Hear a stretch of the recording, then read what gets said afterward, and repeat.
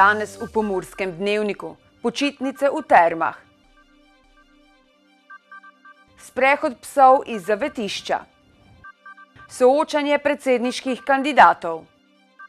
Pri Dori Gabi Čečinović-Vogrinčič. Vreme jutri delno jasno.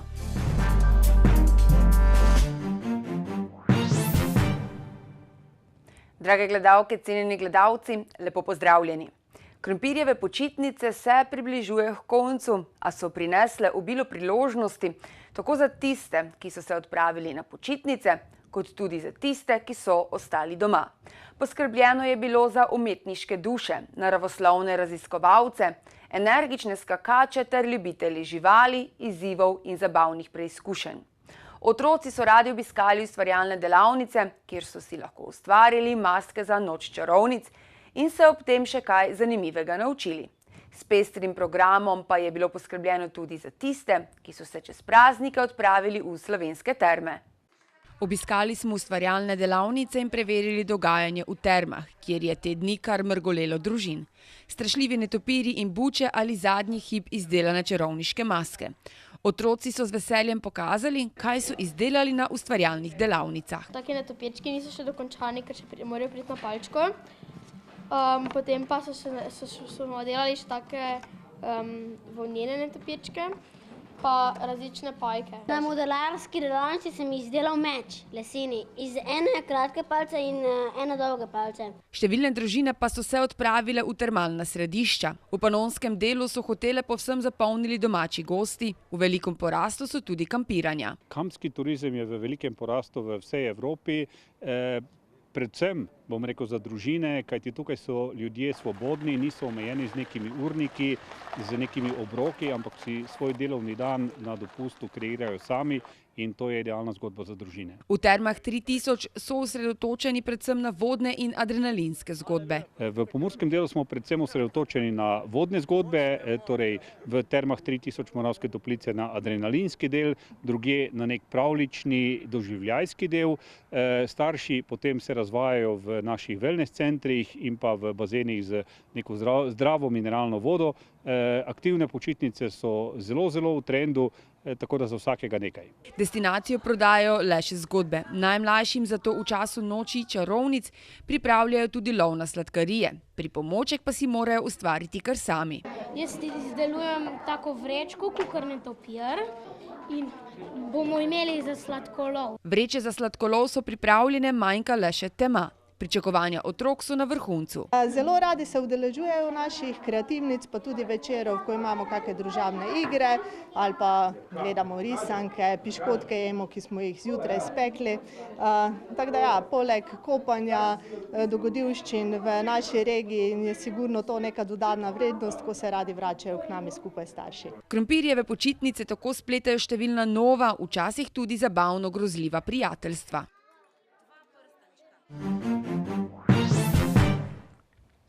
Jutri v soboto lahko s klubom prekmurskih študentov preživite dopoldan in sicer v spremstvu psov in muc iz zavetišča Mala hiša. Zakaj in kako nam bo povedal Grega Donša, predsednik kluba prekmurskih študentov. Lepo pozdravljen. Pozdravljeno. Torej, kaj pripravljate pravzaprav za jutri oziroma jutri?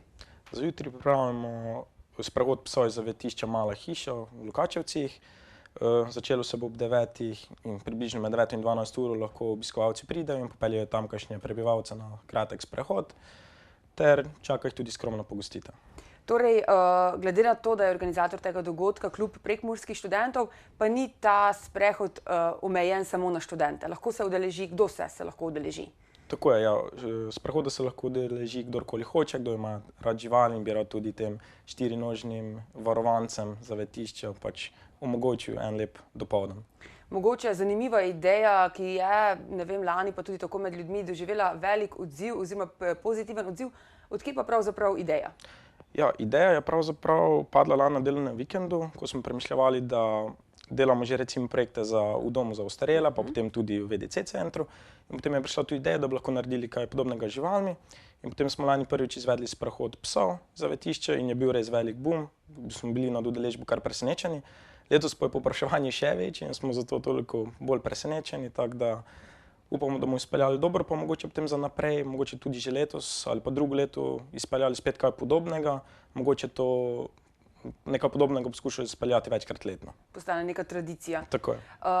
Če se ne motim, boste pa na jutrišnjem dogodku tudi zbirali prostovoljne prispevke. Zakaj oziroma komu bodo šli oziroma zakaj bodo šli ti prispevki? Tako je, kdorkoli bo želel karkoli darovati, kakršnekoli prispevke, lahko to stori jutri. Prispevki bodo šli izključno za zavetišče Mala hiša, saj seveda finančno stanje ni najboljše, pa vsak prispevek pride prav. To bo namenjeno izključno hrani za živali ter oskrbi živalija. In to je v bistvu to. Mogoče, če za konec, če povabiva naše gledalce, kje in kdaj se lahko jutri udeležijo tega sprehoda? Vsi vljudno vabljeni, da se nam pridružite jutri med 9 in 12 uro v Lokačevcih pred zavetiščem Mala hiša, kjer bomo lahko 4-nožne prijatelje popeljali na sprehod, čaka pa vas tudi skromna pogostitev s Strelni klub prekmurskih študentov. Prav. Najlepša hvala za obisk v našem studiu in seveda uspešno izpeljan sprehod. Najlepša hvala tudi vam. Televizijsko in spletno soočenje Boruta Pahorja in Marjana Šarca. V ponedeljek, 6. novembra na Sobota Info in TV Ideja.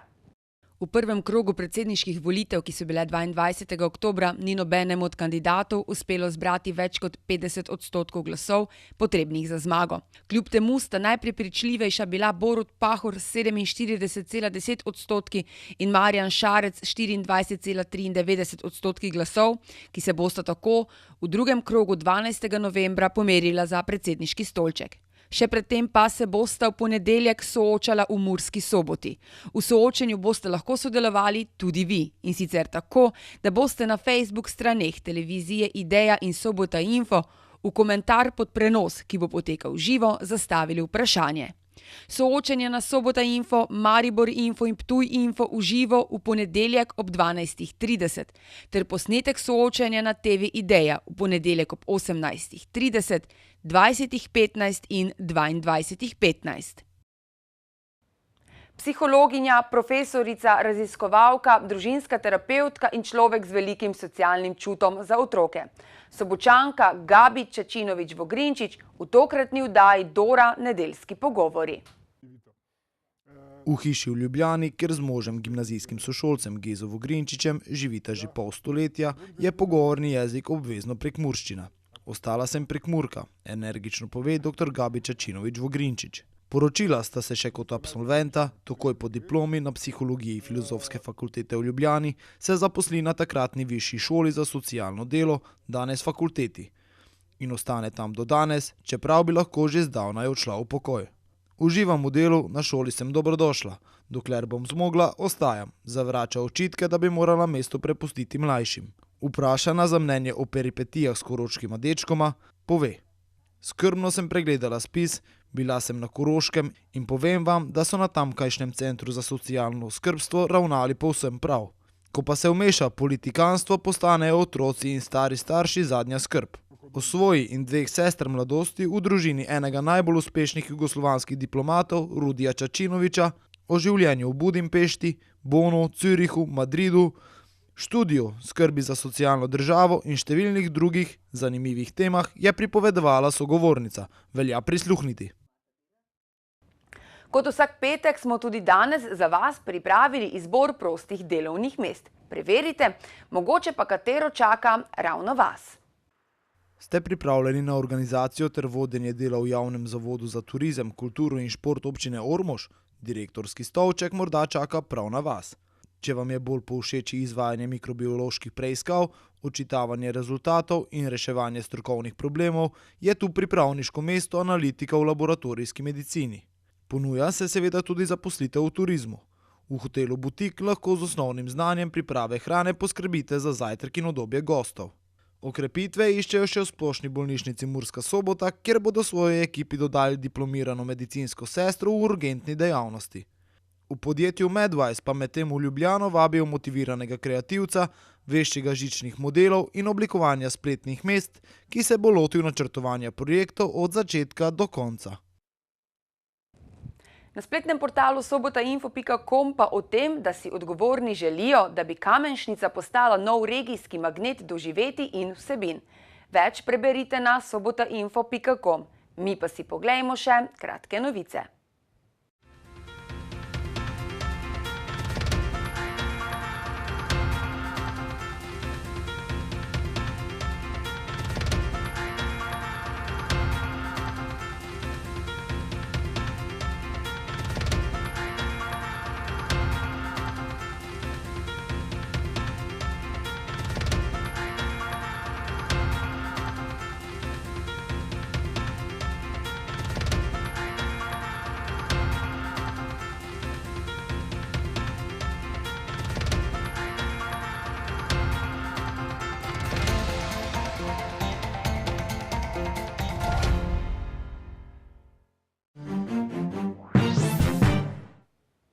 Jutri bo v severovzhodni Sloveniji delno jasno, drugod pretežno oblačno. Na Primorskem bo ponekod tudi megleno. Popoldne je že lahko občasno tudi kakšna kaplja dežja.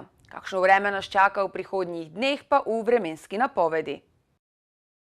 Danes smo imeli oblačen in deževen dan s temperaturami okrog 14 stopinj Celzija.